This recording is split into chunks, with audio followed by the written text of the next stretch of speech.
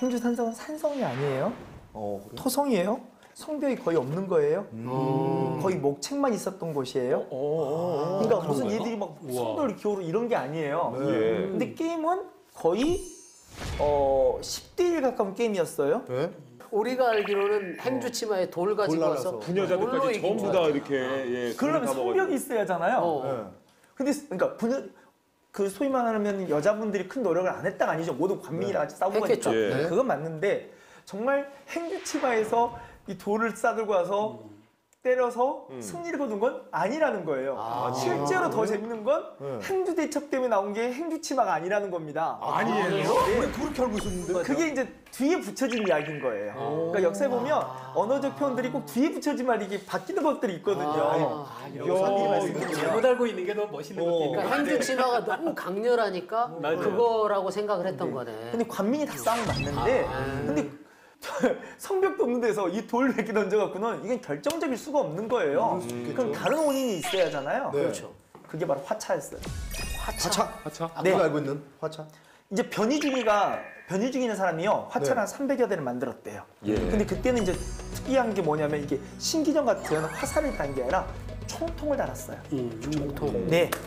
승자 총통은 이게 총통들을 달기 시작한 거예요. 이제 총알들이 차에다. 날아간다. 네. 3면을 다 총통을 달고 그리고 사면은 다 맞고요. 공격 이렇게 쏘는 사람들이 공격받지 말라니까 3면을 총알 그러니까 앞으로도 쏘고 옆으로도 쏘고 쏠 수 있게. 와, 그럼 쏠 수 있는 옆으로도. 네. 네. 그래서 그 화차 40여 대가 결정적 공을 세워요. 저희 선봉부대를 작사를 내는 거죠. 오기만 하면. 예. 그래도 왜군이 그 문헌성을 12번인가 쳐들었는데요. 예. 거의 그 엄청난 숫자 게임에서 10,000명 이상 다 죽어요. 그래서 얘들이 도저히 해볼 수 없다는 걸 느끼고 그 뒤에 왜군이 한양을 버리고 남해안까지 내려가는 거예요. 아니 근데 갑자기 드는 생각. 그렇게 멋진 무기로 이겼는데 왜 우리는 고작 돌멩이를 이렇게 그걸로 이겼다라고 이렇게 전달이 그럼 그 될까요? 행주치마는 언제 위례가 된 거예요? 그게 이전에도 그 문헌들을 보면요. 행주치마란 말이 문헌이 나와요. 있어요. 그죠? 이 앞에 쓴 이 치마라고 행주치마를 불렀다는 기록들이 나오는 우연히 거예요. 이름이 겹쳐서 사람들이 겹치니까 이제 그걸 이제 그 지역 사람들 입장에서 좀 더 보여주고 싶고 이런 거에서 사용될 가능성이 되게 높은. 유레카!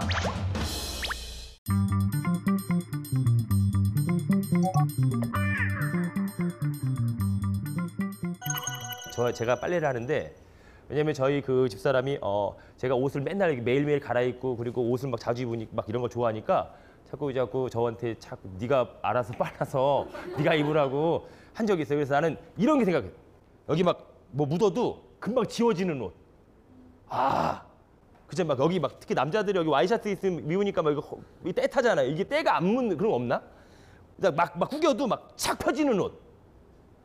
그런 거 없을까? 그죠? 우리가 2012년이에요.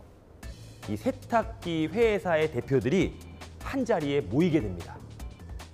그럼 왜 이 세탁기 회사일까요? 바로 이 세탁기 살리기 대책회의가 열린 거죠. 그 우리가 세탁할 때 이제 물을 많이 사용합니다.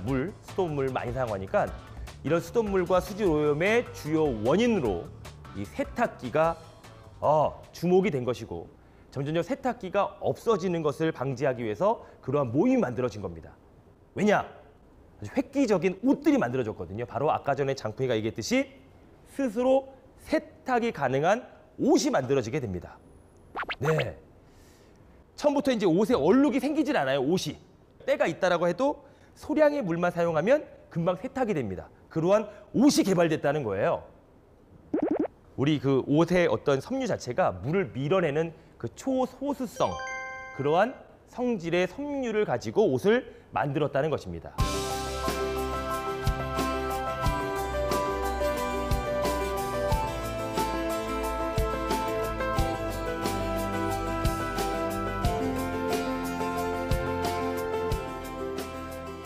그래서 더러워진 옷에 물을 조금 뿌리고 닦으면 금방 그 얼룩이 없어진다는 것이죠.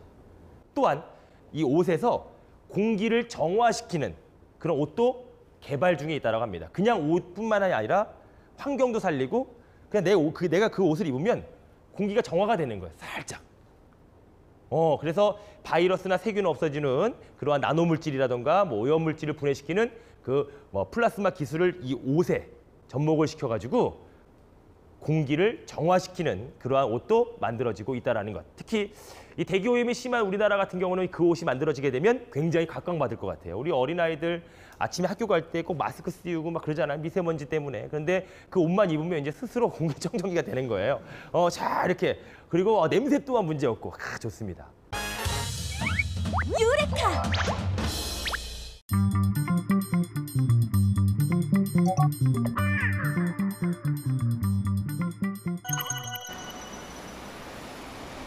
지하철 2호선 신림역 사거리에 위치한 건물. 그러나 듬성듬성 채워진 외벽과 앙상한 골조만을 남긴 채 공사가 중단돼 있다. 신림역 6번 출구를 나오자마자 보이는 이 건물은 백화점이 될 예정이었다.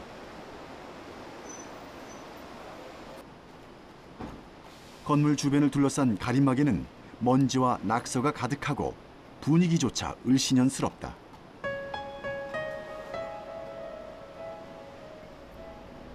(2006년) 지하 7층, 지상 12층 규모로 공사에 착공했지만 시공사가 2008년 법정 관리를 신청하면서 이 건물에 문제가 생겼다. 수백억 원 이상이 투입됐지만 이 건물은 완성도 되지 못한 채 천덕꾸러기로 전락해버렸다.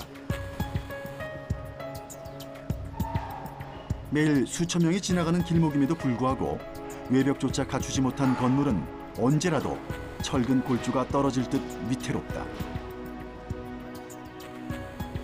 그저 지나가는 새들의 임시 휴식처가 되어줄 뿐인데.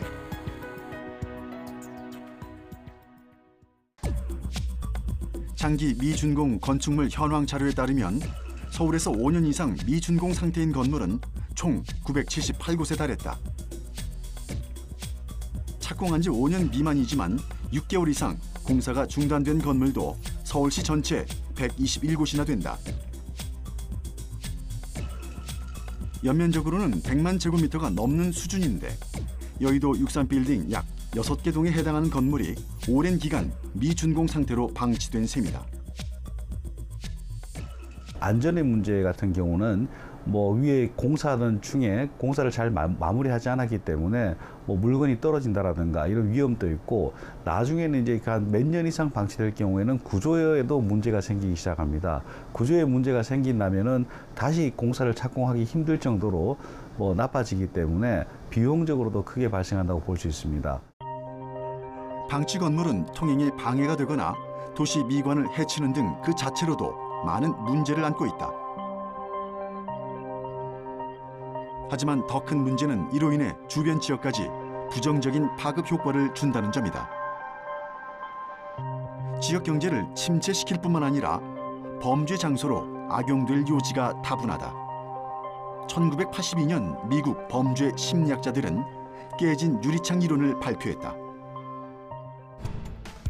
깨진 유리창 이론이란 건물에 깨진 유리창을 방치해두면 지나가는 행인들도 관리되지 않는 건물로 간주해버린다. 결국 나머지 유리창도 부담 없이 깨트리게 되고 그 지역 자체가 우범 지역이 된다는 이론이다. 유레카!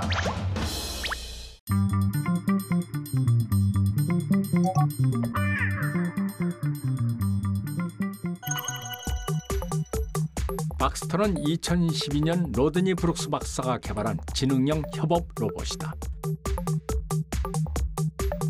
박스터는 생산성 향상과 기술 혁신을 원하는 기업에 배치되어 생산 현장에서 요구하는 기술을 익혀 일하고 있다.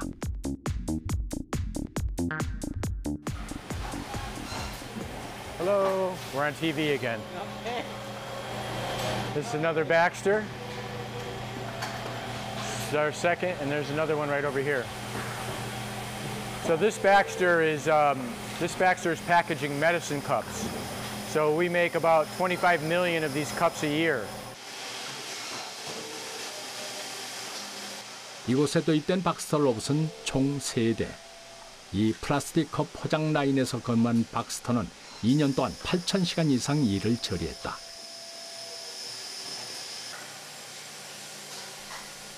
혼자서 5사람의 몫을 해내는데 한 대 가격은 2,600만 원으로 1년이면 원금을 회수하고 이윤을 창출한다.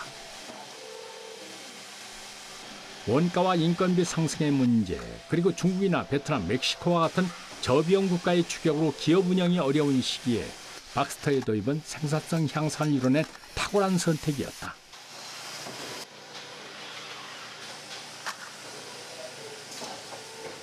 So we purchased the robots because normally it used to take one person for 2 machines, now one person for 4 molding machines. So in other words, one person can watch all 4 of these molding machines by themselves. So it helps out with our productivity.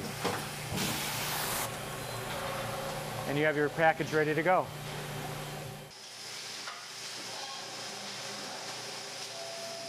박스터는 초음파 장치로 주변 사람들을 인식해 사람과 부딪히면 스스로 멈추는 지능형 로봇이다.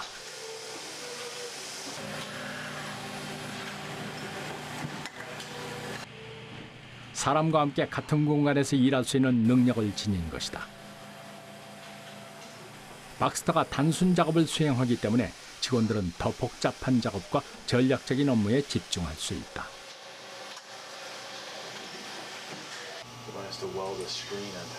이 중소기업에서는 박스터를 추가로 도입해 어떤 일에 어떻게 적용할지 연구를 해왔다. 박스터가 본래 제조 공정 능률화와 안전성 향상을 목적으로 개발됐기 때문에 작업자와 나란히 배치해 소통을 하며 작업을 할 수 있는 계획을 세우고 있다. 대부분 로봇 장비가 특정 업무 현장이나 분리된 공간에서 관리되는 것과는 반대되는 상황. 그만큼 박스터에 대한 기대가 큰 것이다. I think the world is changing at such a pace that every company needs to stay up with if they want to survive, even the next 5 years. There's a company in India, there's a company in Pakistan, there'll be a company in Africa or South America that can easily do the same thing that we're doing, and possibly do it at less. So there's always that search that large companies have for the lowest cost provider for the best value. So if we want to stay in business, we have to compete like that. 유레카!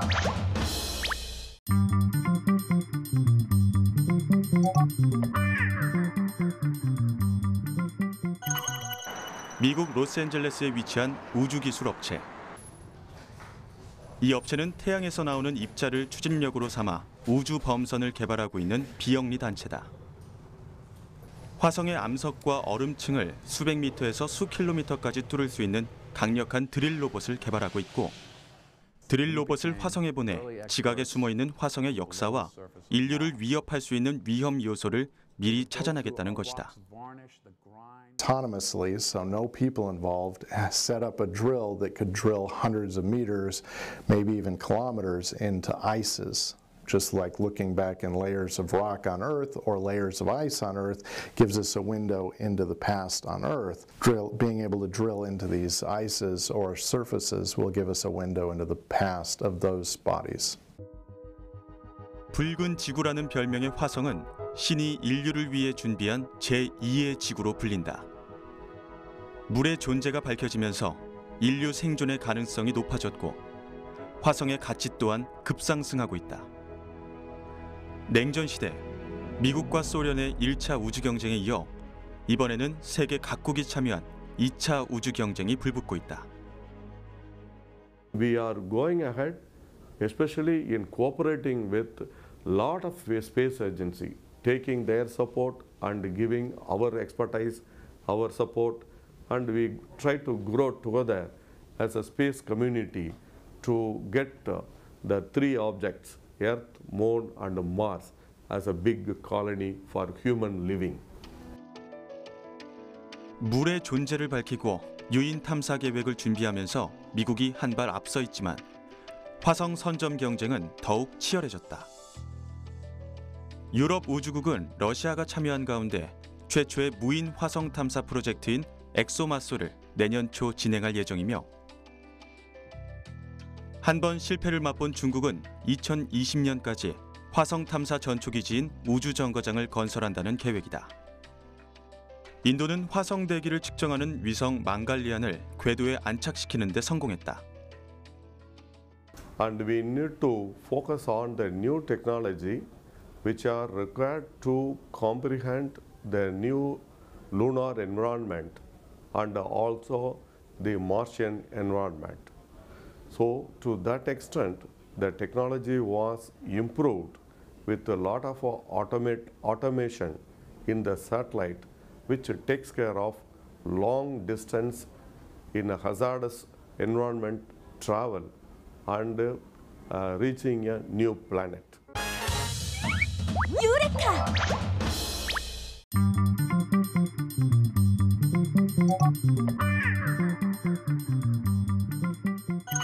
이 화약이 대략 발명된 게 7세기형을 봅니다.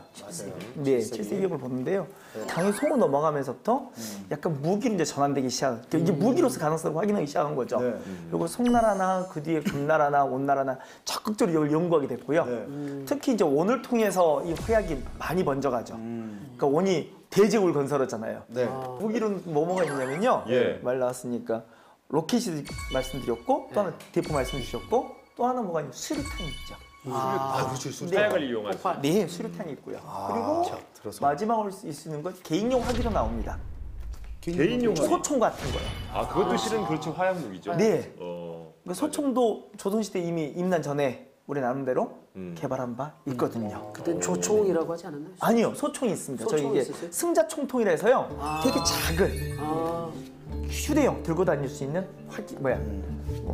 화약 무기가 있었습니다. 외침으로부터 이 땅을 지켜낸 우리나라의 다양한 화약 무기. 과연 어떤 종류의 화약 무기가 있었을까? 고려 말 최무선이 개발한 원통형 화살 무기 주화. 주화는 화약의 추진력으로 먼 거리를 날아가는 우리나라 최초의 로켓형 무기였다. 이후 조선시대에도 수많은 화약 무기가 등장. 불씨를 점화해 발사하는 유통식 화포 총통. 화약으로 화살을 발사해 적을 격퇴했다. 그렇다면 조선 전기 최고의 화약 무기는 무엇이었을까? 그것은 바로 주화를 계량해 만든 무기 신기전.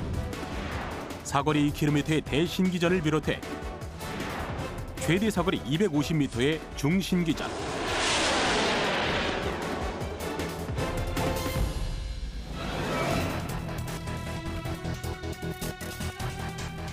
규모 1m, 최대 사거리 150m의 소신기전.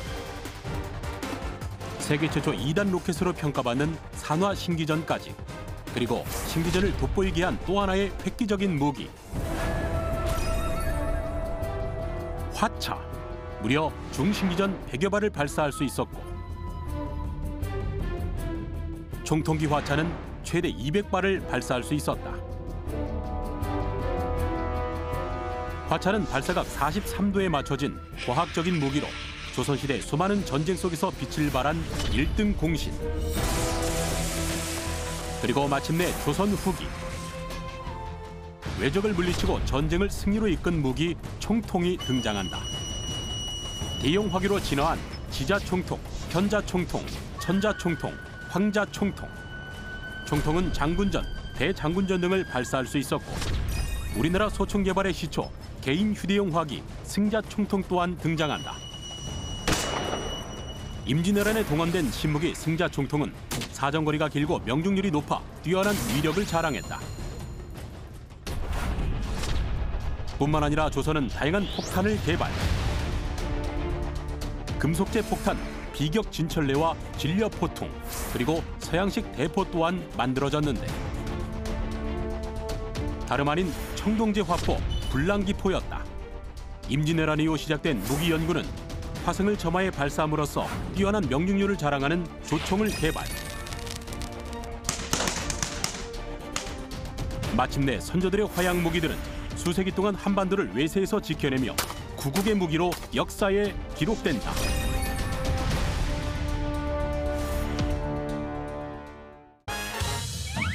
유레카!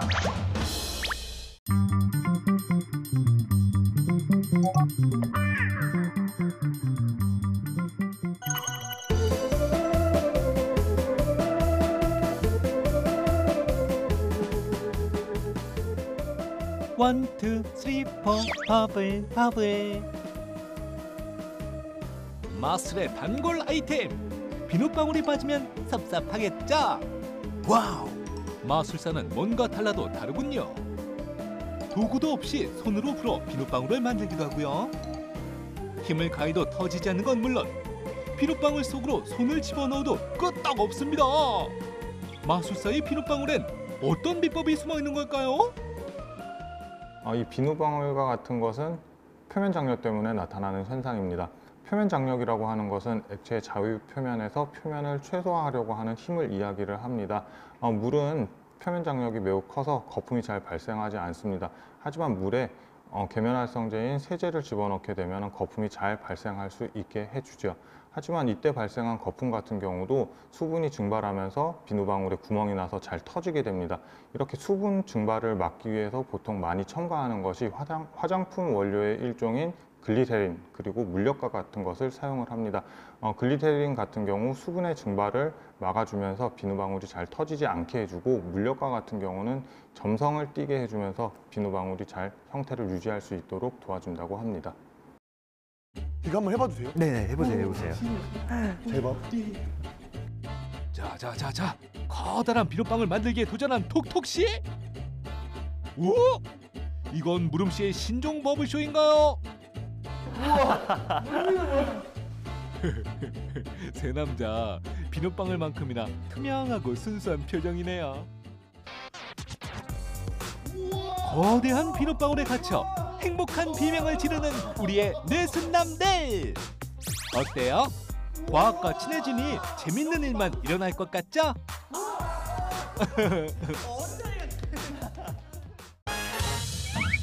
유레카!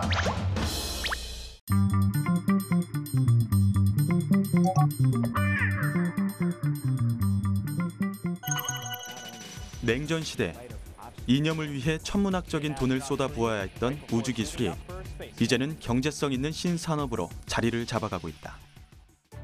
생활 필수품이 된 정수기와 전자레인지는 아폴로 우주비행사의 식수와 조리 문제를 해결하기 위해 개발한 것이며 의료장비인 MRI와 CT 역시 아폴로 우주선의 디지털 영상 처리 기술이 이전된 것이다. 이 밖에 화재 경보기와 레이저 등 아폴로 계획의 파생 기술은 헤아리기 힘들 정도로 많이 사용되고 있다. 이제 스핀오프는 이제 우주 기술이 우리 산업체와 국민 생활에 직접 이제 활용될 수 있는 것을 이제 의미하는데요. 가령 예를 들어서 그 우주 인터넷 같은 것이 우리 일상생활에 쓰이는 그 인터넷을 좀 더 신뢰성 있고 속도가 빠르게 해줄 수가 있습니다. 아폴로 프로젝트에 든 비용은 250억 달러, 우리 돈으로 약 25조 원인데 개발 기술에 의한 부가가치는 비용의 7배가 넘는다. 달 탐사를 위해 우리가 개발해야 하는 기술도 모두 실제 산업에서 응용이 가능한 첨단 기술들이다. 안드로이드 스마트폰을 활용한 세계 최초의 미니 위성 폰셋. 영하 180도 극한 환경에서 작동하는 초소형 원자력 전지. 그리고 탐사 로봇 로버의 제어 기술이 대표적으로 우주뿐만 아니라 국방, 무인차, 통신 등 산업 분야에 꼭 필요한 기술이다. 특히 이런 기술들을 단독으로 개발하는 것이 아니라 국제 협력을 통해 비용을 낮춘다면 그 효과는 더욱 커질 것이다. 유레카!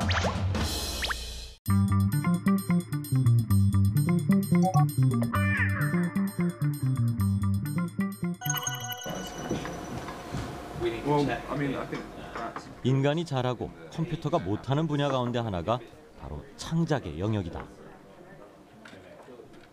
특히 그동안 음악은 정교한 예술로 여겨져 왔다. 하지만 이제 세상에 존재하지 않았던 새로운 음악이 만들어지기 시작했다. At university, we studied kind of the science behind music theory, music composition, music perception, and all these questions started building up in my head to formulate into this big question: could computers do this? Is it unique to humans? Which I think is an interesting question. 이렇게 호기심에서 시작된 구상은 마침내 현실이 됐다. 인공지능은 아주 짧은 시간 안에 원하는 길이의 곡을 만들어낸 것이다. 먼저 웹사이트에 접속해 음악의 장르, 여러 가지 무드, 음악의 길이, 클라이맥스 위치 등 몇 개의 버튼을 누른다. 이후 그 명령에 따라 시스템이 사용자만을 위한 음악을 만들기 시작한다. 그리고 음악을 소리로 전환하는데 단순히 음표와 코드를 제작하는 것뿐 아니라 20초에서 30초 안에 완전한 음악을 만들어낸다.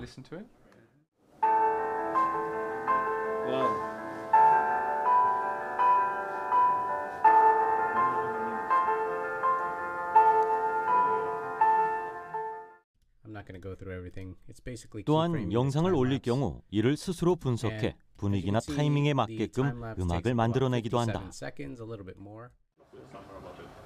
이렇듯 예전과는 차원이 다른 기계의 진화. 그 중심에 바로 인공지능이 있다. 그렇다면 인간의 뇌에 해당하는 인공지능은 어떻게 사람과 같이 창의성을 발휘할 수 있는 것일까? How our system works is we're using what are called deep neural networks to learn how to write notes and chords, so how to write music. So our system learns how to write this music, learns how to write individual notes and chords, and it then writes note by note and chord by chord. It writes a unique piece of music. 최근 인공지능은 딥신경망, 빅데이터, 그리고 강력한 컴퓨팅 파워가 결합함으로써 새로운 단계로 진입했다. 이런 인공지능에 있어 학습은 매우 중요한 키워드인 것이다.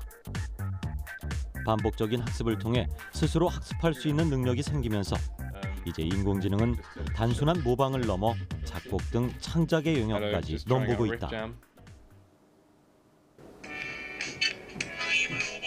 마치 인간이 학습을 통해 성장하는 것처럼 말이다.